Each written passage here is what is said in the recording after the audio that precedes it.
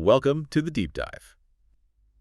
Okay, today we're jumping into the sources, all the notes, everything we've got on the 45th Ryder Cup. Bethpage Black. What an event. It really was. Our mission here is to really pull out the key stuff, the tactics, the big plays, and yeah, the controversies that kind of define this whole thing. And it absolutely delivered on the drama right up to the end. We're talking a final score of 15-13. Team Europe takes it. On U.S. soil. On U.S. soil, yeah. Yeah.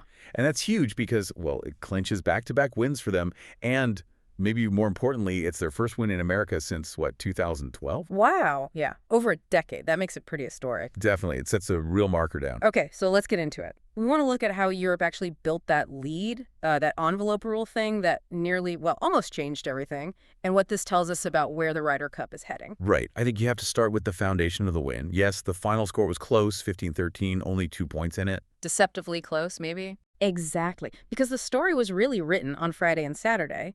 Europe just dominated the team formats. They built up this massive cushion. That feels like the core insight, doesn't it? Mm? The sources really hammer this point.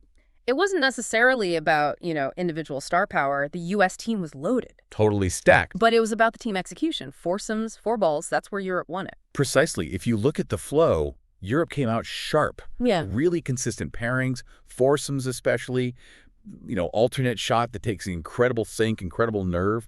Europe just nailed it there. That early lead Friday, Saturday morning, it created such a gap that even with the U.S. strength in singles, they ran out of runway on Sunday. Okay, but hang on.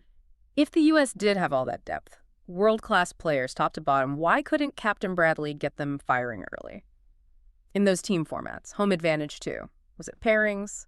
Something else? It seems like a mix. The sources point towards Europe sticking with pairings that worked, building that chemistry, that communication. Yeah, repetition, yeah. Right. Whereas the U.S., maybe trying to find a spark or spread the experience, they shuffled things around more. Trying to find the hot hand, maybe? Perhaps.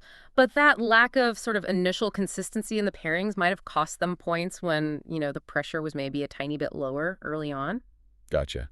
So then the whole script flips on Sunday. You could feel the momentum shifting. The U.S. charge was real. Oh, Sunday was it was a pressure cooker. Right. An absolute roller coaster. The U.S. really did mount this intense comeback in the singles. It showed their individual class, no doubt. You saw matches turning blue on the board. All over the place. They were winning points, winning decisively, and suddenly that scoreboard looked very tight. That's when you get that electric Bethpage atmosphere everyone talks about. And that leads us right into the sequence, the moments everyone will remember, the Bethpage lore bit. It's about getting enough points to retain the cup versus actually winning it outright. 2 different thresholds. Exactly. And it came down to 2 key results, almost back-to-back late in the day. First up, Shane Lowry. Against Russell Henley. Right. On the 18th green, Lowry steps up, sinks this absolutely clutch birdie putt. Now, that putt, it guaranteed a half point from their match. And at half point meant? That half point pushed Europe to 14 points. Enough to retain the Ryder Cup. It meant the U.S. couldn't mathematically win it back, even if they won everything else remaining. Huge pressure release for Europe. Okay, so retention secured. But the outright win, getting over that 14-point hump to 14.5, that was still in play. Still in the balance. And literally minutes later, the final piece falls into place. Tyrrelnl Hatto. Playing Collin Morikawa. Yep. A real grinder of a match. It ends in a tie. That half point takes Europe to 14.5. That's the magic number. That's the outright victory. Wow. Lowry retains, Hatton wins. Almost simultaneous. Yeah. That's the story right there. That sequence is what gets etched into the history books, no question. But even with Europe celebrated, you mentioned the U.S. depth. We should touch on some of those big individual matches that kept things, spicy for the viewers. Yeah, definitely. The sources flagged a couple. Even though Europe won overall, some U.S. individuals really shone. Scottie Scheffler against Rory McIlroy. Huge matchup. Massive. And Scheffler just grounded out. It felt less like smooth golf and more like, a 12-round fight. Just attrition. And Xander Schauffele. Schauffele, too, put up a really big point, a statement win for him. It shows the fire is there, The Americans have the talent. These individual wins prove that. So the issue wasn't talent pool depth. Not at all. It seemed more about translating that into winning team points earlier in the competition. That seemed to be the gap. Let's shift gears. The venue itself. Bethpage Black. Brutal reputation. But the sources suggest the conditions, well, they weren't that brutal this time. Yeah, that's interesting. The forecast was generally pretty good. Warm, mostly dry, not too much wind. Which means The grounds crew, and you got to mention the sponsors who help with this, the agronomy teams, they could get the course firm. Okay, and firm means? Firm rewards precision, shot making, controlling your ball flight, placing it just right, maybe less bomb and gouge. Some argue that plays more into a strategic European style. Right, and crucially, no major weather delays. For an event this size, that's a big win logistically. Huge. Getting play completed on time is paramount. But even if the turf and the weather played nice, the human element, wow, Bethpage was called a cauldron. Massive crowds. You have to imagine the noise on Sunday when the U.S. made that run. Deafening, I'd bet. The atmosphere just ramps everything up. Every shot, every miss feels 10 times bigger. And that intensity, that scale, it actually ties into another storyline, the logistics, the security side of things. Yeah, that became a factor, especially with President Trump arriving on Friday. The sources mention increased security screening, delays for fans getting in. Right, that became a bit of a subplot, a distraction maybe, even if temporary, for an event that needs to run like clockwork. It's just a reminder, isn't it? The Ryder Cup isn't just golf. It's this huge global event. Managing the crowds, the security, especially with VIPs like that, it adds layers of complexity. It impacts the fan experience, too. Okay, let's dive into the real flashpoint then. The thing people will probably argue about until 2027. The envelope rule. This wasn't just some minor detail, was it, given how close the score was? No, not at all. It became a major talking point, especially afterwards.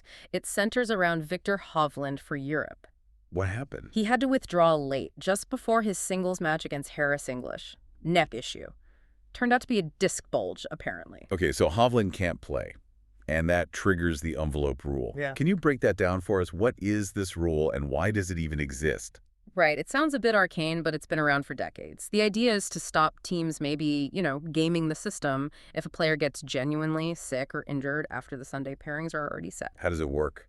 Before play starts Sunday, each captain secretly writes down the name of one player from their team and puts it in a sealed envelope.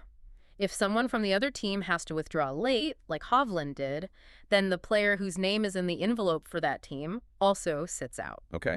And that scheduled match between the withdrawn player and the envelope player, it's automatically declared a tied match. Half a point to each side. So the point is fairness, to avoid one team losing a key player and the other getting an easy matchup, or vice versa. That's the intent, yes. To neutralize the impact of a late, unforeseen withdrawal.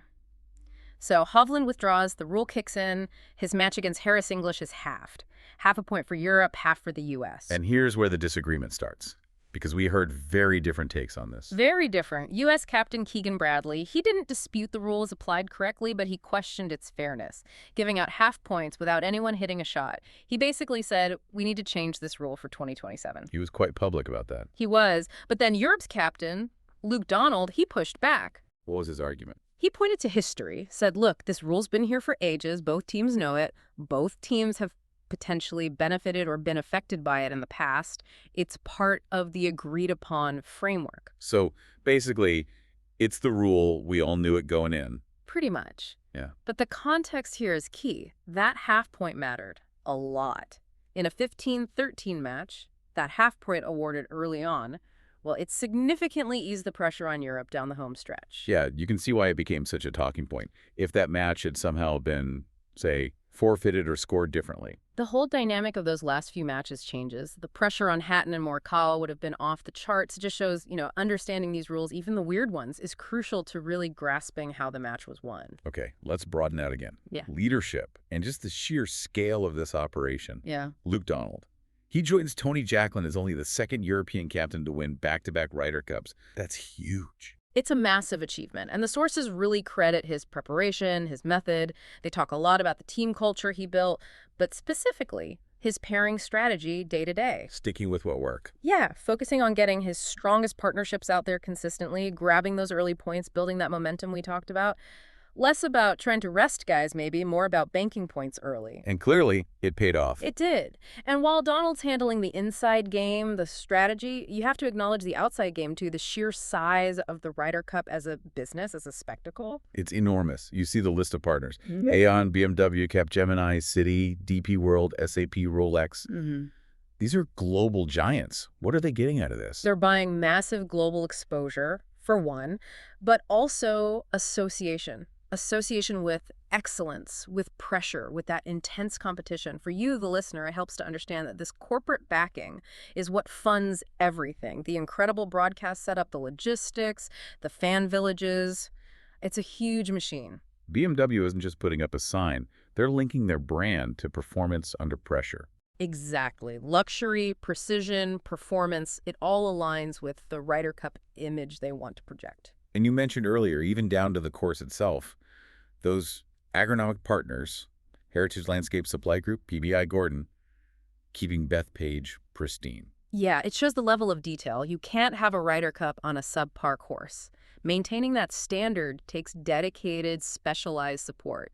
It's not just about logos, it's about ensuring the fundamental playing field is perfect. So let's tie this all together. What are the big takeaways? We've got Europe, their teamwork, their nerve, really orchestrated by Donald's strategy. Yeah, right. And you contrast that with the U.S. incredible individual talent, that late surge showing their resilience and depth, but ultimately falling short because they couldn't overcome that early deficit built in the team sessions. Seems the U.S. has the pieces, but Europe had the better plan for this specific Ryder Cup puzzle. That seems to be the narrative coming out of it, yeah. So, looking ahead, what should you, the listener, really take away from this deep dive? What's relevant as we think about the future? Well, the fallout from Bethpage is already setting the stage for 2027 at Adair Manor in Ireland.